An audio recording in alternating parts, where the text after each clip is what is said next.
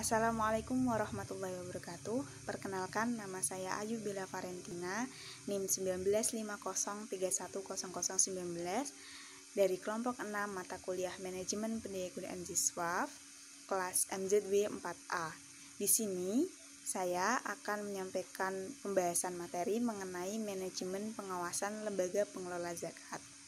Yang akan saya bahas di sini adalah mengenai mekanisme pengawasan lembaga pengelola zakat. Ada beberapa hal yang harus dilakukan dalam pengawasan lembaga pengelolaan zakat. Yang pertama adalah pengumpulan data dan informasi. Tahap awal dalam pengawasan lembaga pengelola zakat adalah mengumpulkan data dan informasi terkait dengan segala kegiatan yang menjadi tanggung jawab pengelola zakat, baik itu penerimaan, kemudian pendistribusian, kemudian pendayagunaan zakat, termasuk dengan administrasi dan juga keuangan. LPZ atau Lembaga Pengelola Zakat harus memberikan laporan tahunan pelaksanaan kegiatan perzakatan yang dikerjakan kepada Basnas, kemudian sesuai dengan tingkatannya. Laporan tersebut diberikan setiap tahunnya. Yang kedua adalah pengolahan data. Pengelolaan data di sini ada beberapa tahapan. Yang pertama adalah editing data. Dalam tahap ini adalah pengecekan dan perbaikan instrumen dalam menilai mekanisme dan administrasi LPZ. Apakah semua sudah terisi, apakah tulisan atau isinya jelas, apakah jawabannya konsisten dengan pertanyaan. Apabila dijumpai ada jawaban yang belum lengkap, maka perlu dilakukan pengambilan data ulang. Yang kedua adalah coding data. Setelah semua instrumen diedit, untuk selanjutnya akan dilakukan pemberian kode, yaitu mengubah data dalam bentuk huruf menjadi bentuk angka. Yang selanjutnya adalah entry data. Data-data yang sudah diberi atau dirubah dengan kode angka untuk selanjutnya akan dimasukkan dalam bentuk software, akan dirubah dalam bentuk software ke dalam komputer. Kemudian yang selanjutnya adalah pembersihan data. Setelah semua data dimasukkan dalam software, kemudian akan dilakukan pengecekan untuk menghindari kesalahan-kesalahan kode, ketidaklengkapan, dan lain sebagainya.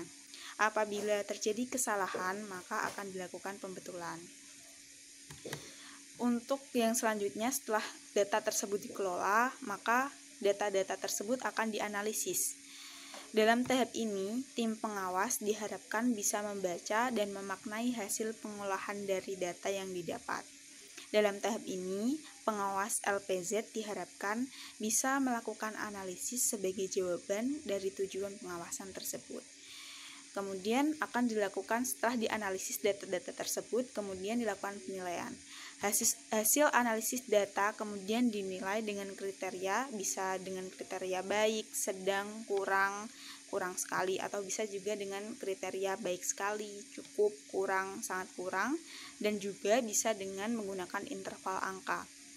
Setelah data-data tersebut diberi penilaian, maka yang terakhir adalah memberikan rekomendasi.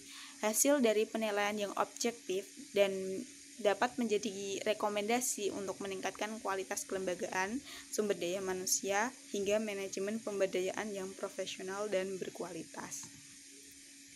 Untuk yang selanjutnya adalah sanksi bagi lembaga pengelola zakat.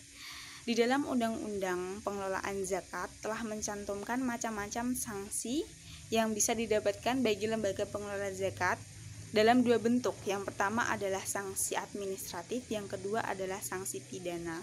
Sanksi-sanksi ini berkaitan dengan pelanggaran-pelanggaran kewajiban dan juga ketentuan-ketentuan pengelolaan. Berikut akan saya jelaskan mengenai sanksi-sanksi tersebut. Yang pertama adalah sanksi administratif.